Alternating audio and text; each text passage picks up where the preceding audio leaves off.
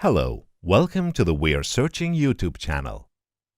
In this video, I'm gonna show you how to create a Facebook group step by step. First, go to the Facebook app on your phone. Click on the icon with three lines under the message icon you see in the upper right.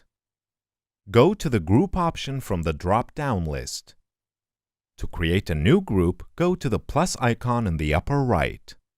Then choose the one that says Create a Group from the two options that appear in front of you. As you can see, you can give a name to the group you want to create here. You can then choose whether the group should be public or private. Your group is now created. You can select the people you want to invite to your group from this list, or you can search and invite the person who is not on the list. Here you can select an informative cover photo related to your group's theme by clicking on the Upload Cover Photo option. Your group is now created.